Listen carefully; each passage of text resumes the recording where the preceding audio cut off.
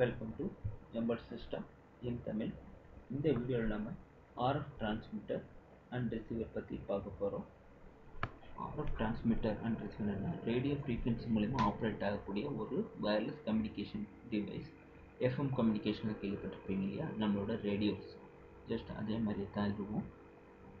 இதில் என்ன அப்படின்னா ப்ராப்பர் சேனல் இருந்தால் தான் கம்யூனிகேட் ஆகும். அதாவது ஒரு டிரான்ஸ்மிட்டர் அதோட கரஸ்பாண்டிங் ரிசீவரோட மட்டும்தான் கம்யூனிகேட் பண்ணிக்க முடியும், வேறு ஒரு டிவைஸோட கம்யூனிகேட் ஆகாது.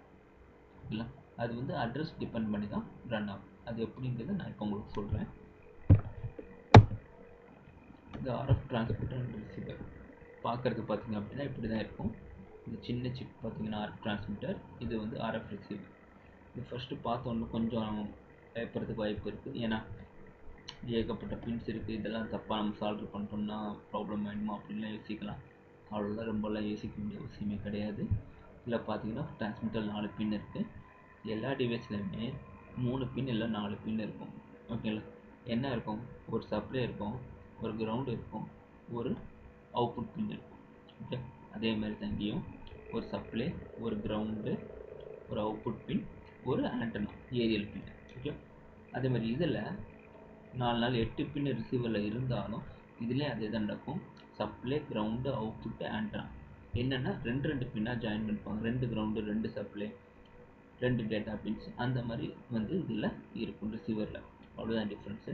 இந்த டிரான்ஸ்மிட்டர் ரிசீவருக்கும் என்ன ஒரு மீனிங் அப்படின்னா, டிரான்ஸ்மிட்டரால் டிரான்ஸ்மிட் மட்டும் தான் பண்ண முடியும், ரிசீவரால் ரிசீவிங் மட்டும்தான் பண்ண முடியும். டூயல் கம்யூனிகேஷன் பண்ண முடியாது. அதாவது டிரான்ஸ்மிட்டும் பண்ணணும் ரிசீவும் பண்ணணும் அப்படின்னா அது பண்ண முடியாது. ஓகேங்களா, அதுதான் இதோட மிகப்பெரிய டிஸ்அட்வான்டேஜ். பட் ஃபஸ்ட்டு டிசைன் பண்ணது பார்த்தீங்க அப்படின்னா ஆர்எஃப் டிரான்ஸ்மிட்டர் அண்ட் ரிசீவர் தான் ஃபஸ்ட்டு டிசைன் பண்ணாங்க. அதுக்கப்புறம் இது அந்தளவுக்கு எனக்கு ஃபெமிலியராக இல்லை. ஏன்னா டூயல் கம்யூனிகேஷன் தேவைப்படுது, அட்வான்டேஜஸ் சொல்கிறேன் அப்படின்னு சொல்லும்போது அப்போ என்ன பண்ணாங்க அப்படின்னா ஆர்எஃப் டிரான்ஸ்சீவர்னு ஒன்று கொண்டு வந்தாங்க. ஆர்எஃப் டிரான்ஸ்சீவர்னா டிரான்ஸ்மிட் அண்ட் ரிசீவ் ரெண்டுமே பண்ண முடியும், லாங் டிஸ்டன்ஸும் கவர் பண்ண முடியும்னு சொல்லிட்டு அதை கொண்டு வந்தாங்க.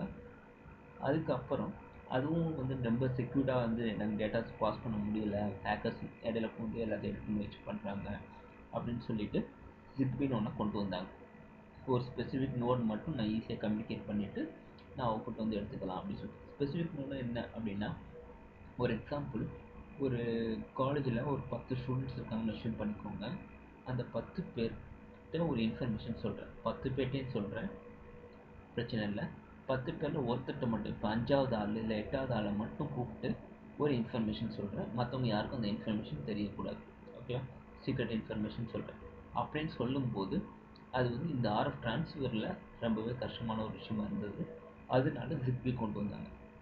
ஸோ ப்ரோட்டோகால்ஸ் யூஸ் பண்ணிவிட்டு ஈஸியாக கம்யூனிகேட் பண்ணிக்கலாம், செக்யூர்டாக டேட்டாஸை ட்ரான்ஸ்மிட் பண்ணிக்கலாம் அப்படின்னு சொல்லிட்டு அதை கொண்டு வந்தாங்க. பட் அது லாங் டிஸ்டன்ஸ் பண்ணும்போது எனக்கு ஷார்ட் டிஸ்டன்ஸ்க்கு ஒன்று இருந்தால் நல்லாயிருக்கும், காஸ்ட்டு கம்மியாக அப்படின்னு சொல்லும்போது ப்ளூடூத்ங்கிற ஒரு டிவைஸை கொண்டு வந்தாங்க. நம்ம மொபைலெல்லாம் ப்ளூடூத் யூஸ் பண்ணுறோம் இல்லையா, 1 to 1. ஸோ நீங்கள் யார் அக்செப்ட் பண்ணுறீங்களோ அவங்களுக்கு மட்டும்தான் டேட்டாஸை ஷேர் பண்ண முடியும். ஸோ அது அடுத்தது ஐஓடி. அது மாதிரி என்ன நிறைய டிவைசஸ் மார்க்கெட்டில் கொண்டு வர ஆரம்பிச்சிட்டாங்க. ஓகே, அடுத்தது இந்த ஜிக்பி, ஐஓடி, ப்ளூடூத் இதை பற்றியெல்லாம் அடுத்தடுத்த வீடியோவில் நான் உங்களுக்கு தெளிவாக சொல்கிறேன். இப்போ இந்த ஆர்எஃப் பற்றி சொல்கிறேன். இது பார்த்தீங்க அப்படின்னா சீரியல் கம்யூனிகேஷன் டிவைஸ். இது டேரெக்டாக நீங்கள் மைக்ரோ கண்ட்ரோல் கனெக்ட் பண்ணி சீரியல் டேட்டா கம்யூனிகேட் பண்ணிவிட்டு யூஸ் பண்ணிக்கலாம். இதில் என்ன ஒரே ஒரு ப்ராப்ளம் அப்படின்னா, இது டேட்டா மைக்ரோ கண்ட்ரோல் கனெக்ட் பண்ணிங்க அப்படின்னா டிரான்ஸ்மிட்டருக்கு தனியாக ஒரு மைக்ரோ கண்ட்ரோல், ரிசீவருக்கு தனியாக ஒரு மைக்ரோ கண்ட்ரோல் போடுற மாதிரி இருக்கும். எனக்கு அவ்வளோலாம் வேணாம், ரிசீவருக்கு மட்டும் நான் மைக்ரோ கண்ட்ரோல் போட்டுக்கிறேன், டிரான்ஸ்மிட்டருக்கு வேறு ஏதாவது நான் சென்ஸ் பண்ணிக்கிறேன் அப்படின்னு ஃபீல் பண்ணிங்க அப்படின்னா நீங்கள் அழகாக encoder and decoder IC use பண்ணிவிட்டு அவுட்புட் கேட் பண்ணிக்கலாம். என்கோடர் அப்படின்னா காலேஜில் படிச்சிருப்பீங்க, many into 1, more then 1 input 1 output. Decoder அப்படின்னா 1 input many output. Okay, so இது எனக்கு தியரியாக தான் தெரியும். இது 1 இன்புட் மெனி அவுட்புட் இதெல்லாம் தியரியாக தான் தெரியும். ரியல் டைமாக அது எப்படி அசஸ் பண்ணுறது அப்படின்னா ரொம்பவே நீங்கள் யோசிக்க வேணாம். ஜஸ்ட் ஒரு பேப்பர் பென் எடுத்துக்கோங்க. ஒரு பேப்பரில் 4 காலம் போடுங்க, ஏபிசிடின்னு சொல்லிட்டு 4 டேப்லெட் காலம் போடுங்க.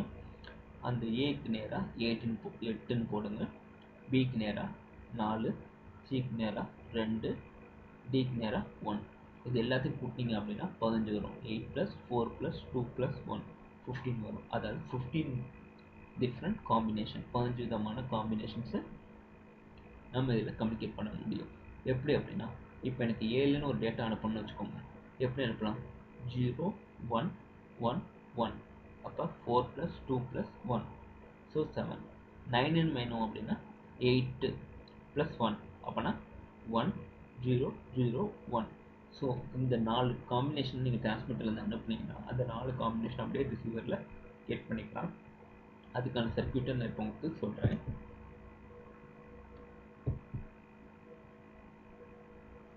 அதுக்கு முன்னாடி இந்த பின் சொன்ன இல்லையா, கிரவுண்டு, சப்ளை, டேட்டா, ஆண்டனா, 4 பின். கிரவுண்டு, டேட்டா, இது நோ கனெக்ஷன், ஃபியூச்சரில் யூஸ் பண்ணிக்கலாம்னு விட்டுட்டாங்க. Supply, ground, antenna. So 3 ground இருக்குது, 2 சப்ளை இருக்குது, ஒரு டேட்டா இருக்குது, ஒரு ஆண்டனா இருக்குது. ஸோ அதே 4 பின் தான் ரிசீவர்லேயே வருது. கனெக்ஷன்ஸ். ஸோ இதுதான் அதோட சர்க்யூட் டயக்ராம். இதில் பார்த்தீங்க அப்படின்னா HT12E அப்படிங்கிறது என்கோடர் ஐசி, HT12Dங்கிறது டிகோடர் ஐசி. இதில் 1 மெகா ஓம் ரெசிஸ்டன்ஸ் கண்டிப்பாக போட்டிருக்கணும். இதில் 33 கிலோ ஓம் இல்லைன்னா 51 கிலோ ஓம் ரெசிஸ்டன்ஸ் போட்டுக்கலாம்.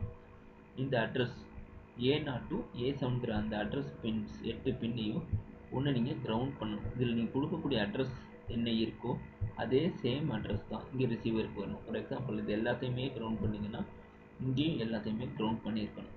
அப்போ தான் இந்த டிரான்ஸ்மிட்டர் கொடுக்குற டேட்டாவை இந்த ரிசீவரால் வாங்கிக்க முடியும். ஓகே, அடுத்தது இந்த டிஇ பின். இந்த டிஇ பின்னை நீங்கள் கண்டிப்பாக கிரவுண்ட் பண்ணியிருக்கணும். அப்போ தான் டேட்டாவை இதால் கம்யூனிகேட் பண்ணிக்க முடியும். இந்த வீட்டிங்கிறது என்ன அப்படின்னா, ஒரு டிரான்ஸ்மிட்டர் இந்த ரிசீவரோட கம்யூனிகேட் ஆகிடுச்சு அப்படின்னா ஆட்டோமேட்டிக்காக அந்த எல்இடி எரிய ஆரம்பிக்கும். அது வரைக்கும் அந்த எல்இடி எரியாது. இப்போ நான் 842 சொன்னேன் இல்லையா, 8 4 2 1. ஸோ இந்த 4 இன்புட் பட்டன்ஸில் நீங்கள் 5 வோல்ட்டோ இல்லை கிரவுண்டோ என்ன கொடுக்குறீங்களோ அந்த சேம் டிட்டோ அப்படி இங்கே கிடைக்கும். ஃபார் எக்ஸாம்பிள் D0 அண்ட் D1ல் 5 வோல்ட்டும் D2 D3ல் கிரவுண்டு கொடுக்குறீங்கன்னா இங்கே அவுட்புட்டில் D0 அண்ட் D1ல் 5 வோல்ட்டும் D2 அண்ட் D3ல் கிரவுண்டும் கிடைக்கும். ஸோ இந்த அவுட்புட் எடுத்துகிட்டு போயிட்டு நீங்கள் மைக்ரோ கண்ட்ரோலர் கனெக்ட் பண்ணிவிட்டு உங்களோட அப்ளிகேஷனுக்கு என்ன வேணுமோ அதை நீங்கள் யூஸ் பண்ணிக்கலாம். இந்த டிஸ்டன்ஸ் கவரேஜ் பார்த்தீங்க அப்படின்னா 10 மீட்டர் வரைக்கும் கூட கவர் பண்ணக்கூடிய யூனிட் இது. நல்ல ஓப்பன் ஸ்பேஸில் 10 மீட்டர் வரைக்கும் கவர் பண்ணும். க்ளோஸ்ட் ஸ்பேஸாக இருந்துச்சு அப்படின்னா கொஞ்சம் டிஸ்டன்ஸ் கவரேஜ் ரெடியூஸ் ஆகிறதுக்கு வாய்ப்புகள் உண்டு. இதை யூஸ் பண்ணி நீங்கள் ரோபோட் கண்ட்ரோல் பண்ணலாம். வீட்டில் இருக்கக்கூடிய அப்ளையன்சஸ், லைட்டு, ஃபேனு, டிவி இதெல்லாம் கண்ட்ரோல் பண்ணலாம். இன்னும் வேறு என்னென்னலாம் கண்ட்ரோல் பண்ணணும் நீங்கள் அசஸ் பண்ணணும்னு நினைக்கிறீங்களோ அந்த மாதிரி கூட இந்த யூஸ் பண்ணிக்கலாம் இந்த டிவைஸஸ். ஓகேங்களா? அடுத்த வீடியோவில் என்னென்னா இந்த ஆர்எஃப் டிரான்ஸ்மிட்டர் அண்ட் ரிசீவரை யூஸ் பண்ணி ஒரு ப்ராஜெக்ட் அல்லது ஒரு ப்ராடக்ட் எப்படி டிசைன் பண்ணுறது, எப்படி கோடிங் எழுதுது அப்படின்னு சொல்லி உங்களுக்கு எக்ஸ்பிளைன் பண்ணுறேன். இந்த வீடியோ உங்களுக்கு பிடிச்சிருந்துச்சு அப்படின்னா லைக் பண்ணுங்கள், சப்ஸ்கிரைப் பண்ணுங்கள், உங்கள் ஃப்ரெண்ட்ஸுக்கும் ஷேர் பண்ணுங்கள். மேலும் வீடியோக்கள் தெரிந்து கொள்ள காத்திருங்கள். நன்றி.